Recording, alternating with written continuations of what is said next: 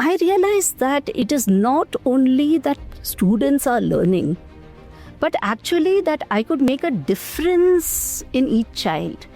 Each child could achieve something beyond what they thought they were capable.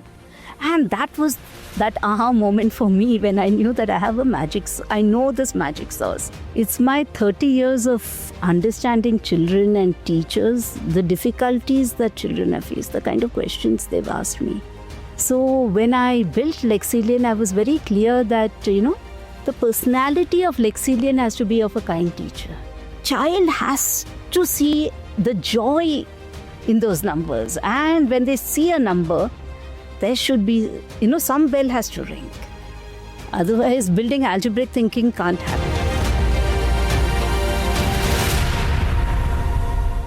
AI is entering classrooms faster than ever before to personalize tutors to tools that almost always can give an answer that student is looking for.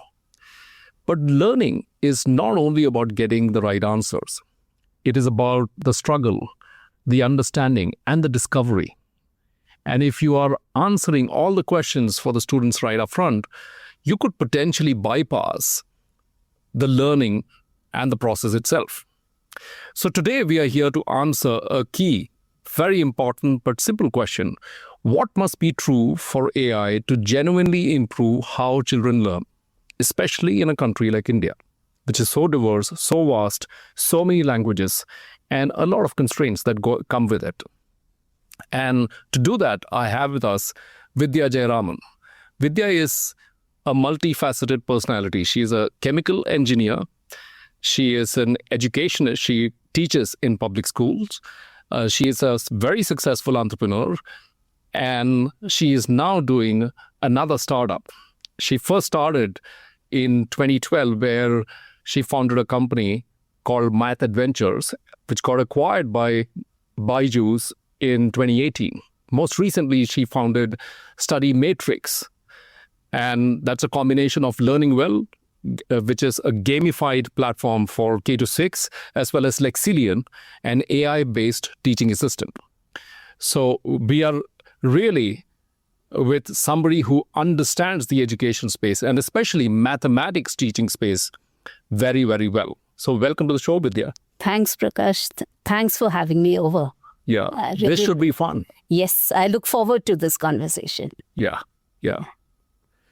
So let me start with something that I read from one of the articles that you wrote very recently. And I want to quote that part to understand, or for our audience to understand your journey and your why behind it. So you said there that the thread running through all of it is the same one that has run through everything I have built. Process over answer, understanding over performance, and the unshakable belief that every child, regardless of where they were born, what language they speak, or how much their family earns, is capable of genuine, joyful, meaningful learning. Our job is simply to build the world that makes it possible. Very, very inspiring. Yes, that is the job of us teachers. Yeah, agree. Agree. Yeah. And when you look at it, you started off in a college studying chemical engineering. What made you switch to teaching, especially mathematics teaching, and to focus on that as a problem that you will try to solve for the rest of your life? Yeah, my journey is slightly different. So I did start off, I love chemistry. And I went on to do chemical engineering and really passionate about it. Worked 8 years in the industry. And it was when I had my son that I realized that I had to take a break. Mm-hmm. However, I was very sure that I can't stop. I need to do something. Fortunately, I come from a family of mathematicians and educators. Mm-hmm. My mother being a mathematician, so I felt that after school could be a solution. Also, I have grown up in Bombay. So I have seen Agarwal classes, Bolas classes, and see how structured learning can look at scale. So that's where I felt that, yes, probably this is something that I can do given all the different constraints I had. So I realized that we also moved from Mumbai to Bangalore. So it gave me an opportunity to actually explore it. And very soon, within the first 6-7 months, my class was packed. Wow. So it started with a small dining table, and then we had students moving on to the sofa and, all sorts of things. Then there was a stress test where we had to move from Bangalore to Chennai. Very soon, the class was packed. So I realized that it is not only that students are learning, but actually that I could make a difference in each child. Each child could achieve something beyond what they thought they were capable. And that was that aha moment for me when I knew that I know this magic sauce. Year after year, I can prepare students for their exams and make each of them achieve something beyond what they are. So I never took the 90%er. I took anybody who came. Mm-hmm. Never judged, and ensured that every child did the best of her ability. Wonderful. So wonderful. And if you fast forward now, you have looked at education in different vantage points. First as a teacher, as a edtech entrepreneur, now as founding another venture on AI-powered learning. So out of everything that you have looked at, what is the most significant shift in your thinking, and why that has come about? Which aspect of it you have found very, very interesting about education? I would say that each aspect, or this entire journey, each aspect taught me something. So it's not about just learning something and discarding it, but it's how we as educators also keep learning. So I started with the classroom, and you would agree, right?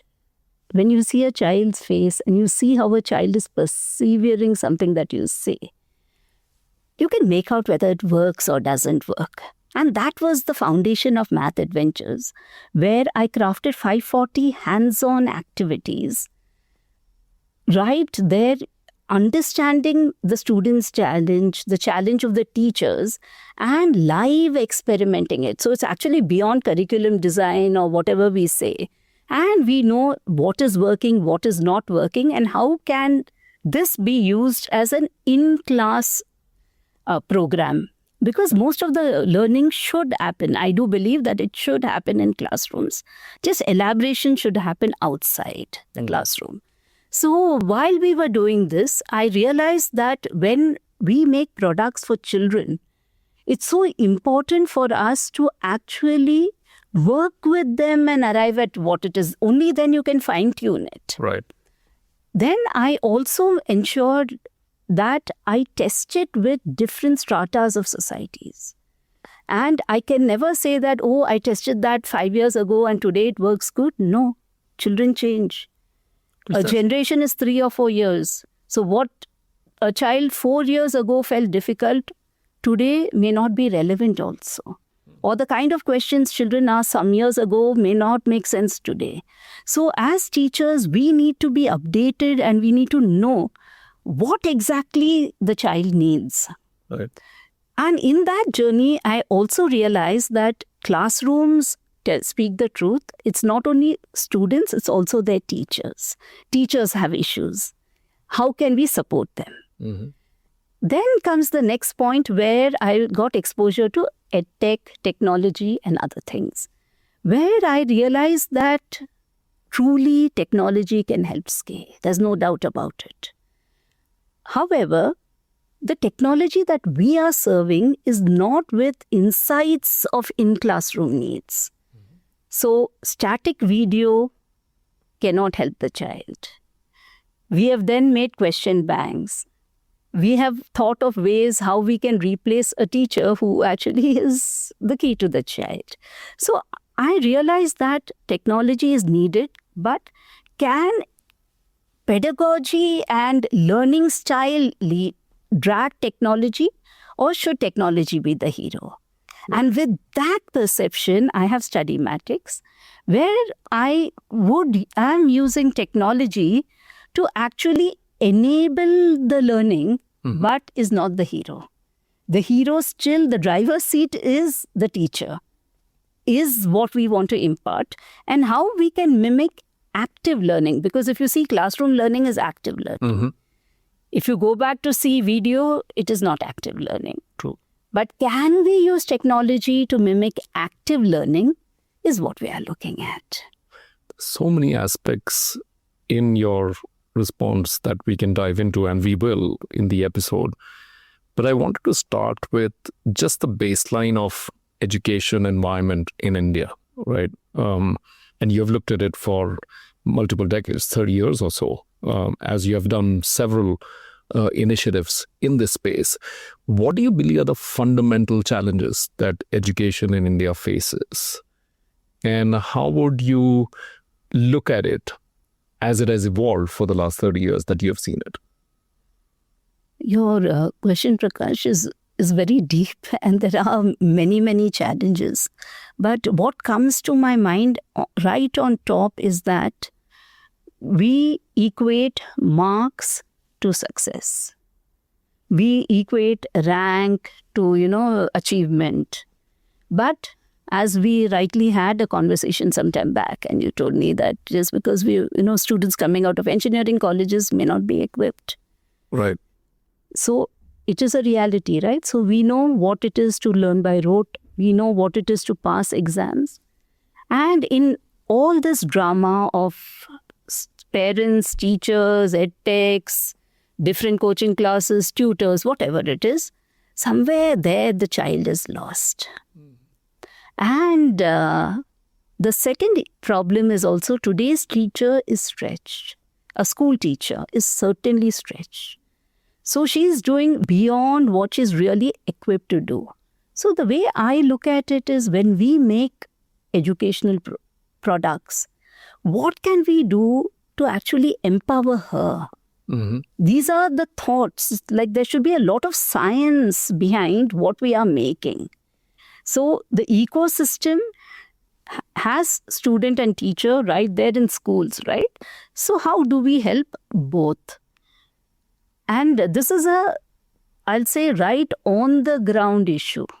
It's not an issue of having a device or having a video or having a smart board. No, it is an issue of interaction between two people to impart, learn, and to ask questions. And that is what we need to strengthen. And why do you think that is the case? Why is the teacher, an average teacher in India, stretched? Because today, children are different. We have 40 children in classrooms. The needs, the expectation, there are a lot more other things that go beyond her teaching, say, mathematics or physics or chemistry. The emotional quotient of children are different. And that is a whole, if you speak to educators and people who are genuinely driving school learning, you will hear so many stories. Maybe I'm not completely equipped to give you that kind of knowledge, because mine is about maybe taking a class in a government school and coming back home without fully knowing all the nuances that they face. True. So, yeah. It's a fair point. And you looked at math much more closely than any other subject, right? Math, physics, and chemistry, but math, yes. Yeah. And I've read books where people say math is the language of nature. That's how nature talks. And you have talked and written about math fear. Where exactly does that fear come from within students? It'd be interesting. Yeah, because there's 200-year research on maths here. We have not yet solved it. We have not yet solved it. Okay. However, this is something that I believe, because I have interacted with a lot of students, that it first starts right at home. How often have you heard of a friend saying that I am not a math person? Yeah. In fact, me too. Though I'm an engineer, I found it difficult. Yeah. So that rubs on the child. Yeah. So it starts right there. The second piece is our teachers, because primary school teachers are generalists. They are not, not necessarily having mastered mathematics or whatever, but they're generalists. So, and unfortunately, important concepts, fractions, decimals, percentage, and then integers are all taught in primary school. Interesting. And with that knowledge, we build algebra very, very, very quickly. So what happens here is a teacher may say, oh, I'm going to teach you decimal. It's a difficult topic. What is she out to do is to teach children decimals, maybe how to calculate, how to get about it. But does she bother to know whether the child can visualize 0.1? What picture is there? Can we make them, find the subtle nuances in decimals? Can they make connections? So if you don't have these kind of things, there is always a learning gap, and that gap is going to always increase. Yeah. So that is one thing. So I would tell you two stories that are always close to my heart. And one is while we ran the Math Master program across schools in India, there we had resources in the hands of each child. So it is important for us to realize that when there is a math manipulative or any resource that is aiding learning, it is not about the teacher showing it, or it's not about the video showing it, but it's about the child doing it. So I had got all these activities in paper form. The children could actually color. They could figure out, make connections, and there is a aha moment where you can see the child's eyes, just shine and saying, I have understood it. Also, in the first year that the government school Ramagundanandi had the first 10th standard batch, I had the opportunity to teach these children for 1.5 years. So they were in the 9th, and the school decided that no, this is the first batch, we have to focus on exam prep. Mm-hmm. So when I started, there were 19 kids, and I can never forget this child, Hina, with so much of math fear and really, really shaky foundations. And I worked, hard trying to explain to her, trying to, get sense and other things. Whenever Hina made any sort of connection, she'd say, ma'am, God bless you. Abhi samajh mein aaya. Eventually, this child got 59% in the board in math. And, you may feel it's just a small number, but I think that's a big success because it's come out of understanding. Yeah. And these are the things that there is a fear, but there are ways out of it. It doesn't need to be eternal. Yeah. Well said. Yeah. And if you can increase to whatever extent the proficiency of a child, and he or she gets the grades based on that understanding, it's remarkable as compared to just mugging and unleashing the answers. Correct. Yeah. Yes. So moving on, here comes technology, where everybody says and have said for a long time that technology will solve education's problems. And we have been at it. You have had multiple rounds of edtech innovation. Oh, yes. You have been an edtech entrepreneur yourself. But everything that I read most times, it's not created. Technology has not yet created the impact that it was supposed to create in education. My question is two-part. One, would you agree with that? And if yes, what do you believe are the reasons why technology is often not creating impact or not improving learning outcomes to the extent that it should? So, well, I have to go back in time for this. So, yeah, as you rightly said, technology, every time we have new technology coming into our classrooms, we believe that it's going to solve the problem. A few years later, we find it has not done it. But let's understand, go a little bit, I'll take you to 1915, where we were teacher-centric chalk and talk. If you remember, these are words that ring into our heads, right? Yes. Then what happened? We had a Maria Montessori who came in and challenged it. She said that children learn even beyond the curriculum at age 2, at age 3, if they are given the right resources. They can work by doing. Mm-hmm. Then another 65 years of research, and we talked about moving from teacher-centric to child-centric. Then we talked about active learning, where the child is participating and taking, initiative and ownership of her learning. Engaged. It took us 65 years, around the 80s. Then what happened? The first smart board arrived. So what has happened? We believe that, yes, that board is going to solve the problem. Teacher is a bottleneck, this, whatever it is. And so what have we done? The child can't participate anymore in the learning. Then everything that we have devised is only about passive learning. Can the child ask the video a question? If the child has a doubt, can the video explain in any other way? So these are on-ground realities, but we have all gone around ticking a box. Internet nahi hai, abhi kuch to mil raha hai. Teacher nahi hai, so something is happening. But are we really, really looking at the right stakeholders and are we solving their problem? And that has been the issue. Mm-hmm. So it is not about technology is a medium. It's very, very important. I believe it. Maybe 15, 17 years ago, when I started Math Adventures with the hands-on activity, we had technology to enable. It helped me provide a short instructional video for the children. It helped me take a question bank, but it was not the hero because the hero was a child doing. Absolutely agree.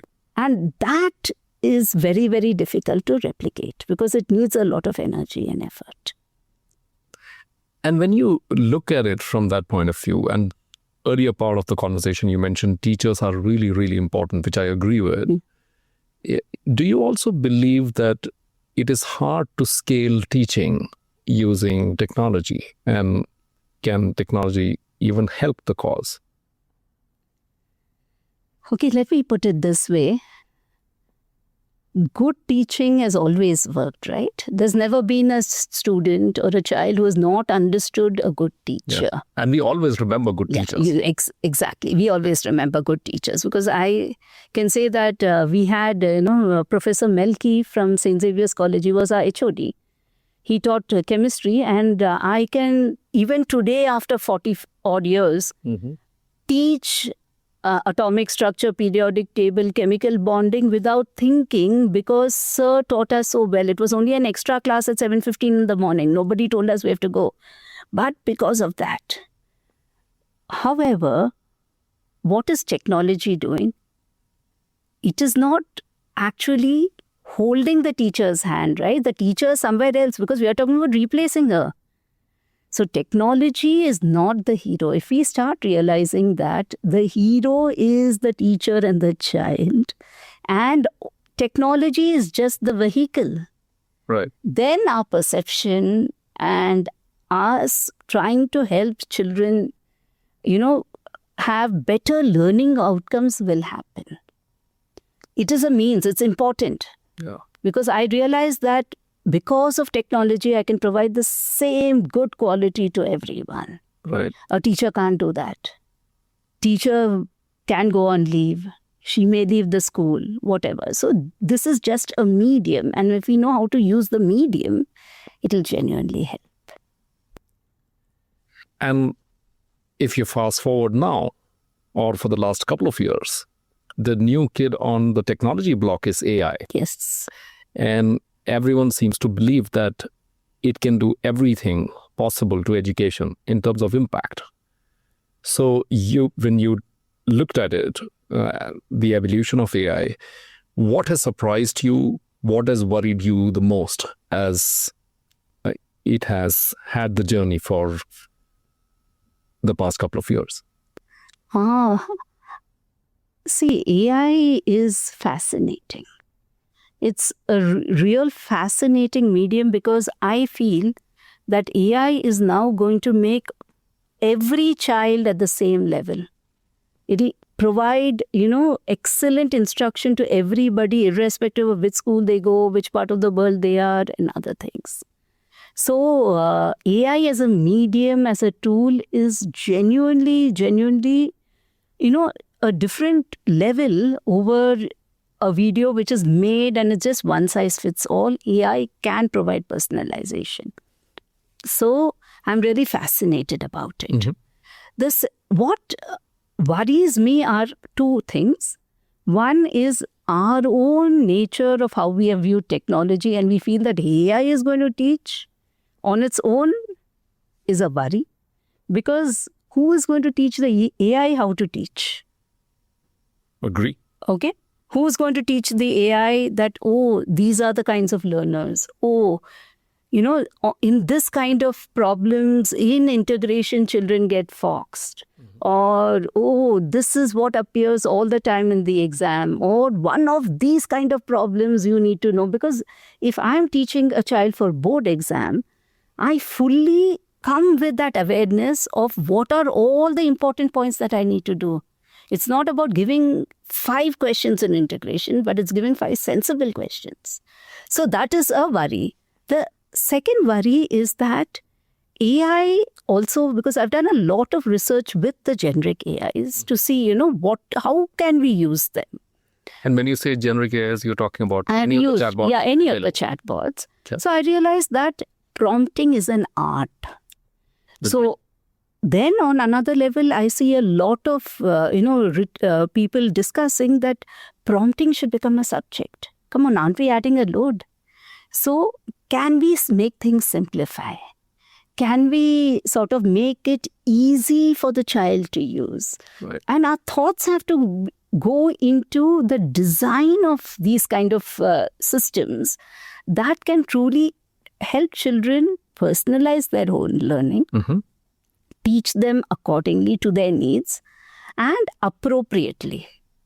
So if I'm in standard 6, it teaches me according to my emotional quotient.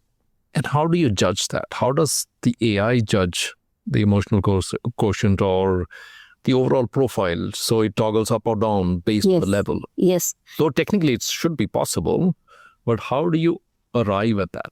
That's because it should be built on pedagogy. Okay. It should be built with the mindset of a teacher. So while we are building these systems, we need to have teachers who are genuinely with that age group. So it's not about somebody who's taught, higher mathematics for engineering math, trying to do first standard is not going to work. Understand. You need to have people who have worked, who have done, who come out with very, very amazing, everyday problems. When you really sit with teachers, and I do a lot of teacher training in the government school Ramagundanhalli for mathematics, and I'm fascinated by the kind of questions these teachers are asked by children. And, and also fascinated that how are we going to address them? So it's much, much deeper. Yeah. And one thing that we all use chatbots for, and kids would be no different, is to ask a question and back comes the response. Precise answer, except in some cases where it might hallucinate. In most cases, it gives you the answer. To what extent is that harmful for learning? Okay, I'll break this up. So one is that I am a believer that learning is a personal journey. So when there are children who like to learn themselves and they say, don't tell me the answer, I respect that.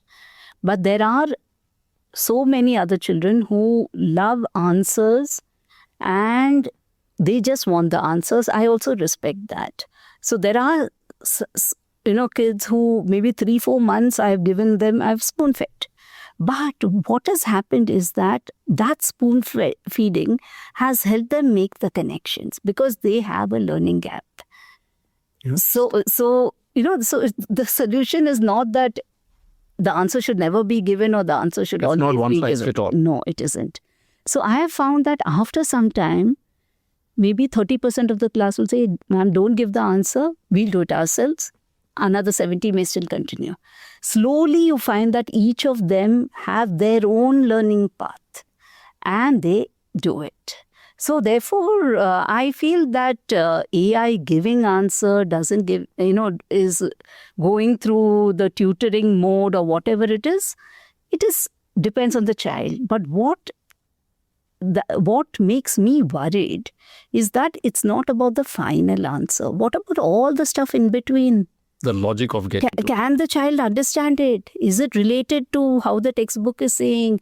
If the child writes all that, will they really, get the relevant marks or get the relevant concept? Or from that example, can they do a similar example? We need to discuss those things. Fair point. So that would be from a student point of view. And if you consider all the AI chatbots today, even if you sharpen it for education, what do you believe in general these tools miss about kids and how they learn? This has been an observation that they miss the universal understanding of the issues of that concept. For example, I'll tell you what we are building in Lexilian and how we have approached it, so that I can give you the thing. One is that if you look at the generic AI, it's just one single thing, the child prompts. Whereas I feel that it is not easy to prompt. So we have built a student mode with features for students, a teacher mode with features for teachers. What do teachers need? And in enterprise mode with features for enterprises like textbook publishers, edtech companies, others, because it should serve that need and they should be able to create sensible content at scale. So if I go to a student mode or a teacher mode or whatever mode, there is also a universal understanding of education. For example, if I take a concept like percentage, does the system know what kind of problems children get, in say grade 6 have struggled with? What is the vocabulary of that problem? Can I connect it to a meaningful answer? Will the answer be exactly in steps with why, what, how? So that the child learns. And when they are creating content for any of these users, can it be made meaningful? So it's not about spending 2 hours on a generic AI and then making my lesson plan. Right. But it is about even spending 5 minutes, but actually making plans that make sense to me. So there is a thing, right? Yeah. That is what I feel is that we need to understand, and this bot has to keep learning. The user is going to change. Even teachers will change. Yeah. They're not going to remain the same. Correct. So can I start understanding what is happening everywhere? And based on that knowledge, can I provide you with a lesson plan, or can I provide you with a study plan, or can I provide you with a bunch of questions that could appear for your exam? What knowledge do I have? And for the benefit of the audience, we will add the Lexilian URL along with the show notes. And a follow-on question I wanted to ask you about Lexilian, which is the AI-powered teaching assistant. And you have been kind enough to give me a demo. It's pretty cool too. I want to ask you, what are the principles by which you tried to build that teaching assistant? Yeah, it is. It's my 30 years of understanding children and teachers, the difficulties that children have faced, the kind of questions they've asked me. So when I built Lexilian, I was very clear that, the personality of Lexilian has to be of a kind teacher. She needs to be, forever giving positive strokes and saying that, it's okay, it doesn't matter, you are making a mistake here, but have a look at it. So that is one overall personality. Then in each of the tools that the students or teacher makes, there are separate set of rules that Lexidian has to follow. Okay. So Lexidian needs to understand pedagogy. He needs to understand the mark scheme. So if I'm from a CBSE board or an ISE board or an ICSE board or a state board, Lexidian should give me things that are sensible to my board. Or if I'm from doing any board across the globe, Lexidian can understand. So I focused on understanding the nuances, the flavor of that region. So if I am from Nigeria and I ask Lexidian that you give me this and you give me Nigerian context, he'll only give you based on that flavor. Understand. So if I say I am from Karnataka and I want Karnataka context, I will have examples like this that a child can relate to. So because I come from, when I was small, I remember we have seen a lot of these comics and all. We've never seen ice cream soda. True. But today, it's important, I feel, that it's not leaving the child to imagine, because you can build knowledge only on concrete. If the child could understand, even if it is laddu, peda, whatever it is, but can relate to it, and using that maybe find factors, multiples, then I think that's concrete learning. Very well said. Agree. You can't visualize what you Can't see. can't see. Yeah. And learning is about only building on what you know. Yeah.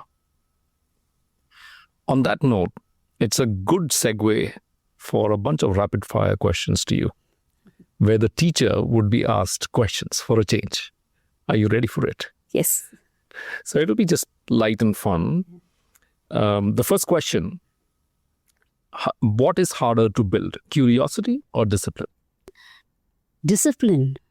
Children are curious, even teachers are curious, but building discipline is something that I find is. Any nuggets on how you do that? Writing the tables. Okay.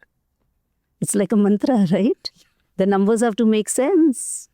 Even a 37 table is important. I don't know how many of us have heard it.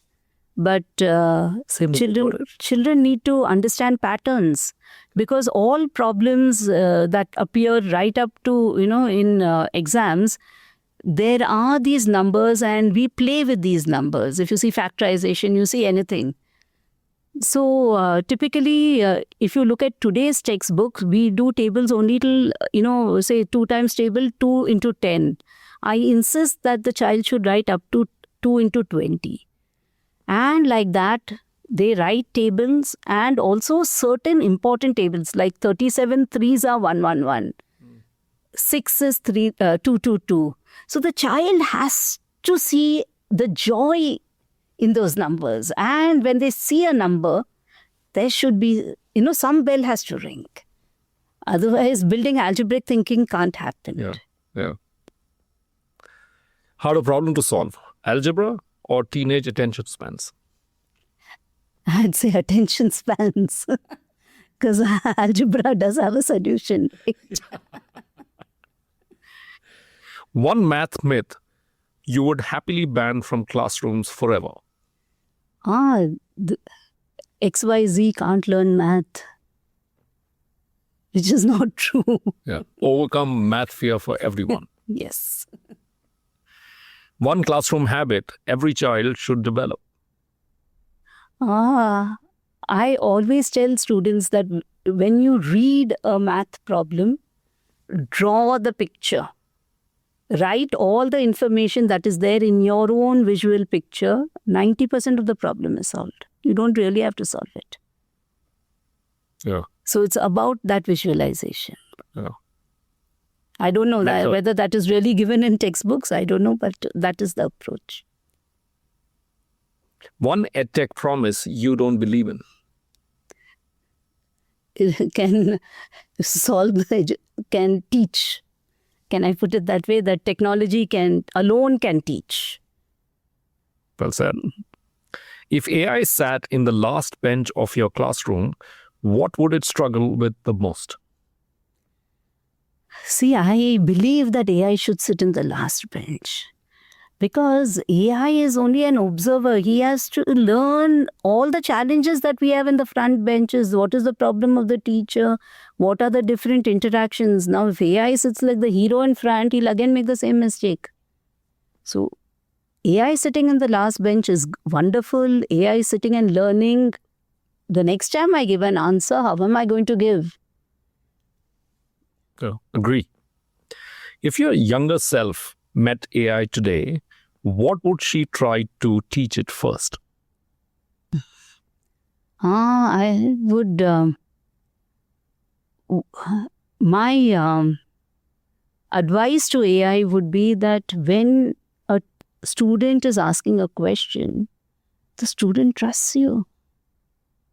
So how you answer, you have a lot of, what do I say?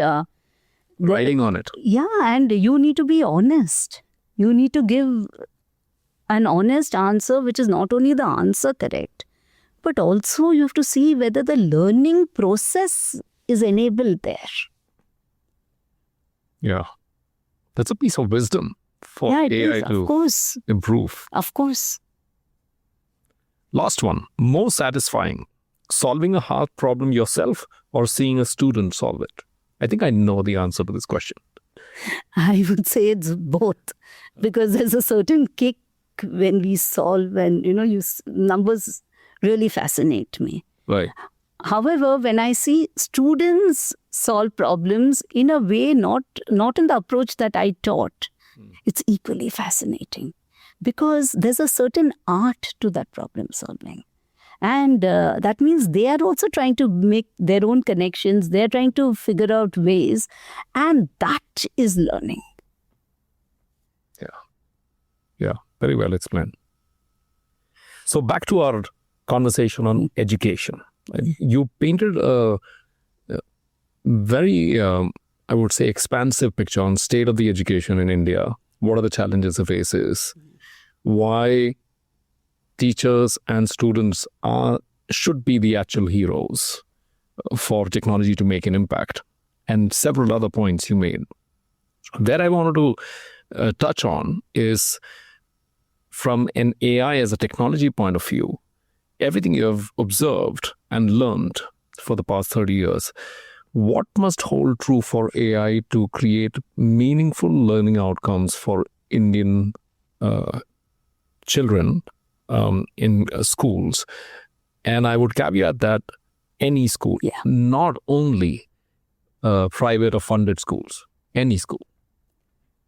It's very well put. And I would also add is any school across the globe is the foundation should be pedagogy. Right. It is not a feature. It is given. Mm-hmm. And if we focus on how the AI is going to interact with our children, with our teachers, with our educators, and in a way that is meaningful, then it will certainly have a lot of impact. It will also help us bridge a lot of learning gaps.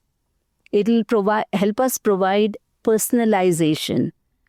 I often, this is an observation which I've often seen in schools, like whenever we teach for 10th grade or 12th grade, we'd say, oh, X always does well. But believe me, that child most often doesn't come first in the school. Okay. Because she's got bored or he's got bored. Or we have, they peaked early or whatever. So AI can actually help stimulate all that, help children, learn beyond the curriculum. For us, curriculum is the ceiling, whereas curriculum is actually the floor. It's only that this is the basis and how do I build on? Build from there. So our perception to education itself will change. Hopefully, parents look at how much the child knows vis-a-vis only marks. Yeah. Probably the child may be able to articulate themselves even better, may have, better, meaningful conversations in the classroom. Mm-hmm. Today, the teacher says something, we note something, we answer something, we ask them answer, somebody answers. We are happy. But can it be more engaging, more interactive? Is in the true sense. Yeah. And there are several things that are unique about India, right? One is the number of languages. Yes. I mentioned right up front. The capacity of teachers. You talked about how important teachers are to the whole process, or number of students in the classroom. So how do these parameters and possibly more parameters impact the problem, and what AI can do about it? See, AI can actually solve the problem. In what way? In many, many ways. Because today, if you go to a government school, there's Kannada medium till 10th, 11th and 12th is English medium. So how is the child going to bridge the gap? So AI can actually let her learn probably, trigonometry with an explanation in Kannada and then give it again in English so she can actually learn herself. Otherwise, you need somebody really vested with the child to make them understand. So I find that AI is an amazing tool that can personalize, that can help students actually bridge that learning gap.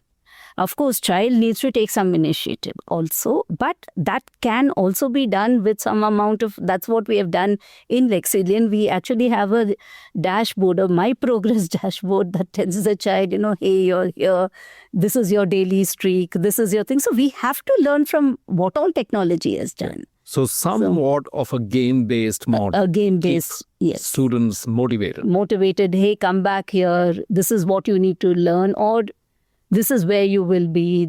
There has to be that kind of an adject, but in a joyful way. Like children love to play games, right? Yeah. Nobody teaches a child how to play games. Yeah. So why should we really teach them how to study? Yeah. So, and in the midst of all this, what happens to the teachers? Because you mentioned teachers are the most important when it comes to learning for kids. Do they become more important? The best teachers become more important in AI world, or teachers become less important? I would say that every teacher will get empowered now. You'll have far, far more meaningful classrooms. How so? Because of the tools that the teacher can get access to. In Lexilian, the teacher has a teaching assistant. So I've done a lot of demos in schools where I'll give you a problem that a teacher asked in the chat, saying that I want to teach multiplication for standard 3 students. 30% of my class are below grade level. 10% of my class are very curious. How do I do? How do I manage? How do I handle it? Now, without AI, without technology, without any facilitation, the teacher can only teach to less than median. The other 2 we have lost. So you can't balance across. It is very difficult. In 30 minutes, it's very difficult. Fair point. She can only teach little below the average. Yeah. And that's how is she going to manage? How can she finish the curriculum? So what AI will actually provide now is personalization. She can administer a different test year, a different test year. She can do different things. She can actually sort of learn innovative ways, and not only Indian context, she can learn now how is it done anywhere else, and can I implement it in my classroom?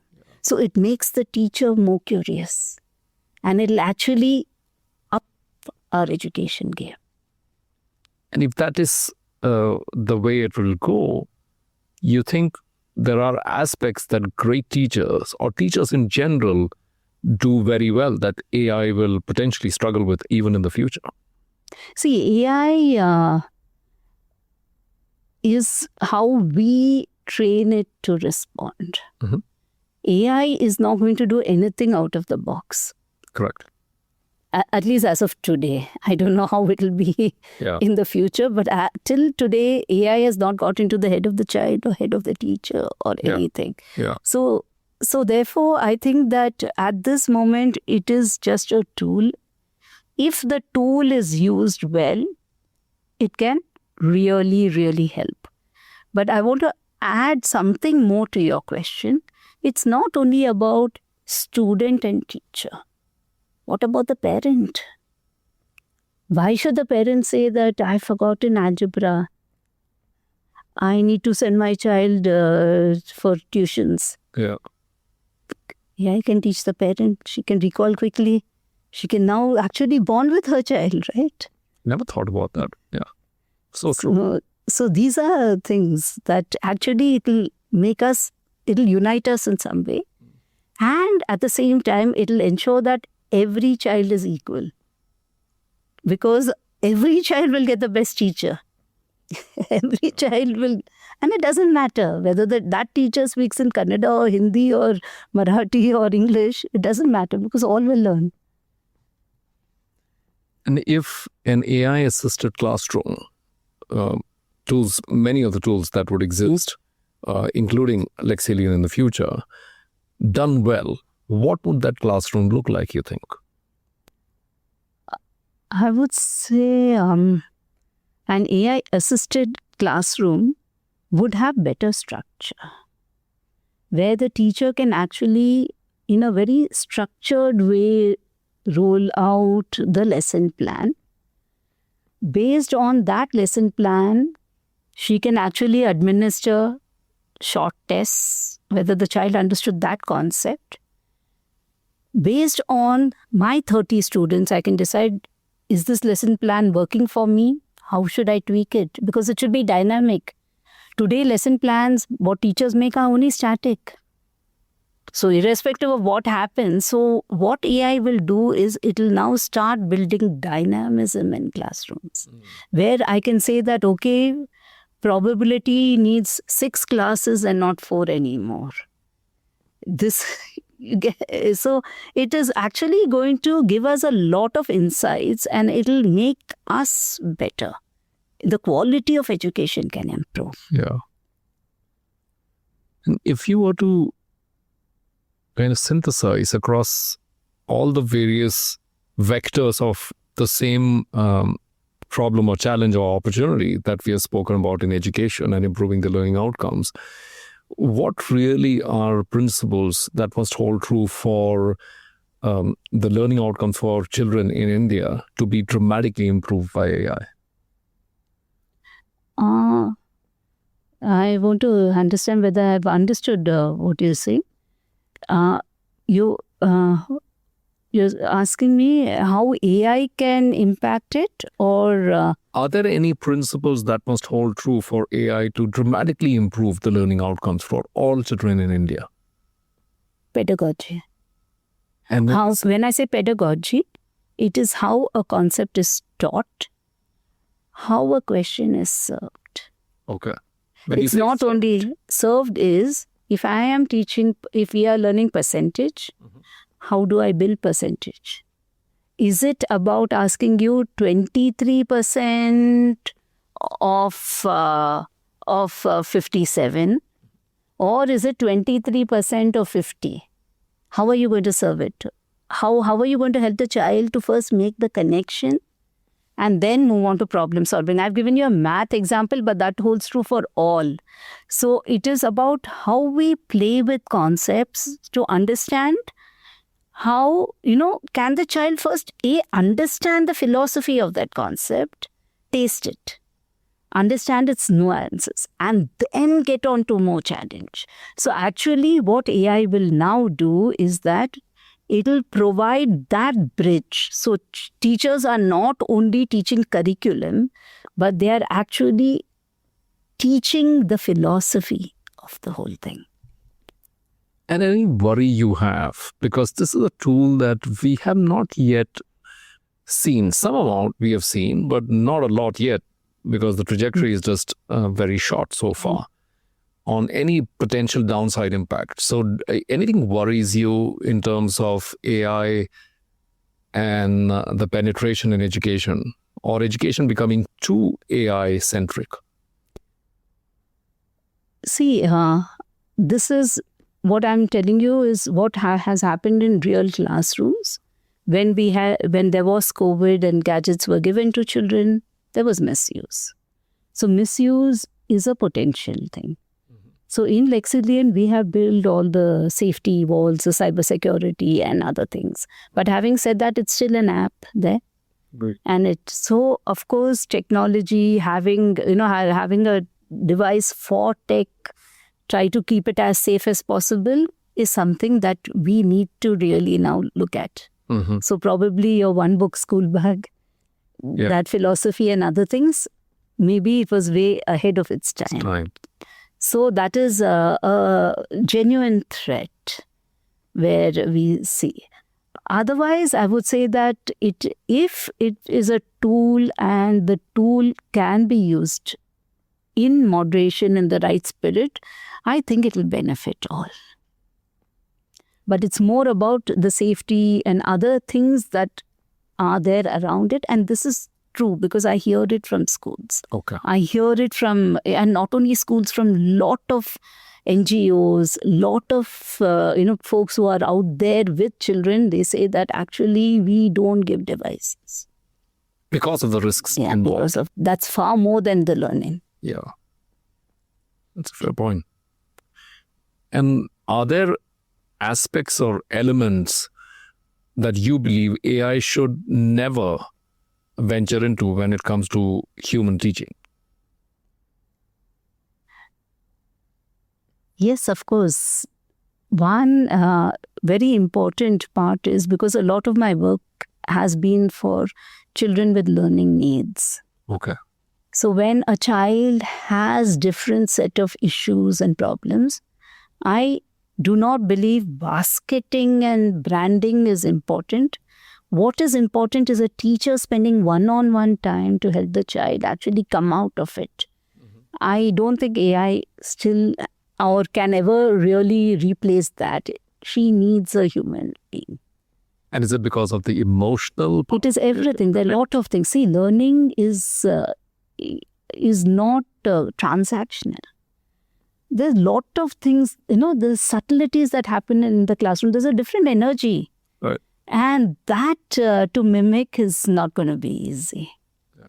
So I feel that, children need the time with her teacher. The tool is to empower the teacher to have everything ready. So if I want a class test, I can get it quickly. If I want whatever, if I want to plan, whatever it is. But it is not going to replace either. It is only there to make each of us better in our own way. Agree. So I have a final question that I ask all our guests, which is that technologies like AI and India's implementation or adoption of it is not only about domestic growth, it's India's place in the world, I would say. So when you look at learning outcomes from your vantage point, fast forward 10, 15 years, what do you believe is the vision, how you see it, India's position in the learning outcomes in the world, and what needs to happen today to make that a reality? What needs to happen today is that we focus on having AI for education, which is built with pedagogy, learning, curriculum, mark scheme. These are all the important aspects, right? So that when it gives answers, the child is not bored. It doesn't give, this much and just some answer there. It actually follows the mark scheme. And if the student goes through it, then they are prepared to write, or solve similar problems or whatever it is. I believe that if we really focus on ensuring that educators work with developers. Mm-hmm. Educators work, with, it is not about us training the bot to say this is right and that is wrong, or this is a cat, or this is, no, it is about training and getting into the heads of children, which we know. And can we mimic that? It is a win-win situation. What it'll do is it'll actually get all of us in the same plane. Okay. No school will be different. No child will be different. Every child, believe me, would have an equal opportunity to succeed. Fantastic. Because all of them now have access. That's why do you think technology started? Why did EdTech start? To give access to education. Now you're going to give equal access to high quality education. And it'll change the game. It'll make all of us better. Even parents will be far, far more clued in to see what is the thing. There's a nuance, but a very important nuance. secure access versus equal access to high quality education. That's something completely different. That is something different, and sensible education. Yeah. So that is, Agree. yeah. We have come a long way, Vidya. Is there anything that we missed that you believe we should speak about? I think you've covered literally everything. Okay. You've covered everything, yeah. Well, it's lovely to have you in our studio. Thank you very much for doing it. And I wish you and the entire team, StudyMatix, Lexilian, and Learning Well, all the very best. Thank you. And thank you for having me over. It was a very enriching discussion and thought-provoking. That, that I had time to now go back and reflect 30 years. Yeah. To come back and tell you how, technology can and will create an impact and change the lives of many. Fantastic. That's a great place to close. Yeah. Thank you once again. And thank you. For our audience, please follow us, Chai and Chips Podcast on YouTube, Apple Podcasts, Spotify, wherever you get or watch the episodes. If you like episode, please subscribe or share it with your family and friends, as it helps us spread the word. And please do leave a review for us, because it helps us get better. Thank you once again, and see you next time.